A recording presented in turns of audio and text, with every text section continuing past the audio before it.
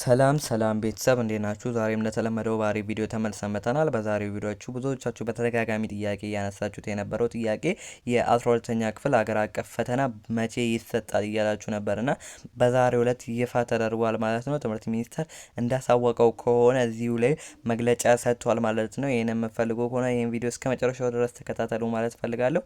እናም ለዚህ የዩቲዩብ ቻናል አዲስ ከሆናችሁ ላይክ እና ሰብስክራይብ አድርጉልኝ። ነባር ከሆናችሁ ላይክ እያደረጋችሁ ብዙ ተማሪዎች ጋር እንዲደርስ ስለምፈልግ ያንን ማድረጋችሁን አትርሱ እና ሀሳብና አስተያየት ካላችሁ ኮሜንት ሴክሽን ላይ ጻፉልኝ።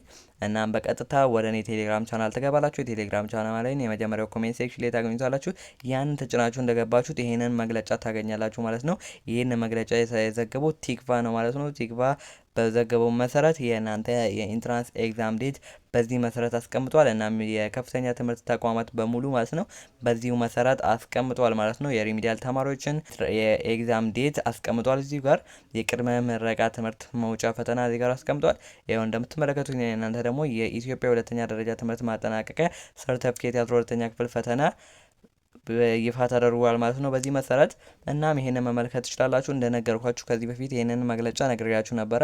እናም የከፍተኛ ትምህርት ተቋማት ቅድሚያ ትምህርት ሳይጀመር በፊት የሚሰጠው አካዳሚክ ካላንደር አለ። የዛ አካዳሚክ ካላንደር ላይ እንደሚያሳየው ከሆነ ሰኔ 24 ነበር የሚለው። ያንን በምንሰጣችሁ ሰዓት እናንተ ይሄ ነገር ውሸት ነው ብላችሁ በተደጋጋሚ እየነገራችሁ ነበር። እናም አሁን ላይ በወጣው መረጃ ማለት ነው ሰኔ 24 እስከ ሐምሌ 17 2018 በዓመተ ምህረት ባለው ጊዜያቶች ውስጥ የኢንትራንስ ኤግዛም የሚሰጥ ይሆናል ማለት ነው። በዚህ መሰረት የኢንትራንስ ኤግዛማችሁ ስለሚሰጥ እስከዚህ ድረስ ባለው ቀናቶች ውስጥ ራሳችሁን ማዘጋጀት ይኖርባችኋል ማለት ነው። ራሳችሁን ለማዘጋጀት ደግሞ የተለያዩ ጥያቄዎችን እኛ ፖስት እያደረግላችሁ ነው። እናም እናንተ ካነበባችሁ በኋላ አንበባችሁ እንደጨረሳችሁት ቢያንስ በአንድ ወር ውስጥ ራሳችሁን ጥያቄ ማዘጋጀት ይኖርባችኋል ማለት ነው። የተለያዩ ጥያቄዎችን ነው እየሰራችሁ ራሳችሁን ማዘጋጀት ይኖርባችኋል። ይህንን ደግሞ እኛ እናገዛችኋለን ማለት ነው። በየቀኑ በአንድ ሳብጀክት ላይ 30 ጥያቄ እየለቀቅላችሁ ነው። በአንድ ቀን ውስጥ 30 ጥያቄ ለአንድ ሳብጀክት ማለት ነው።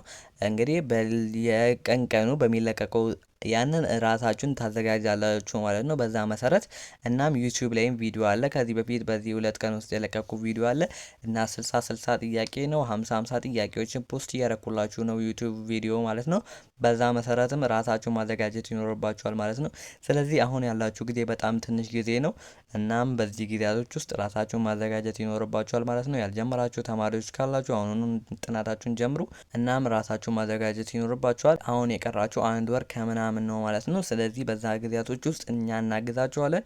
በየቀኑ ጥያቄዎችን እንለቅላችኋለን። የቴሌግራም ቻናላችን የመጀመሪያው ኮሜንት ሴክሽን ላይ ያለ እሱን ተቀላቅላችሁ እንደገባችሁት ይሄንን የመሰለ ታገኛላችሁ እና በየጊዜው እንለቅላችኋለን ማለት ነው። ጥያቄዎችን የተለያዩ ነገሮችን ስለምንለቅላችሁ ቴሌግራም ቻናላችንን መቀላቀላችሁን አትርሱ። እስከዚህ ድረስ ቪዲዮውን ተከታተላችሁ ከመጣችሁ ወዳችሁታል ማለት ነውና ላይክ እና ሰብስክራይብ ማድረጋችሁን አትርሱ።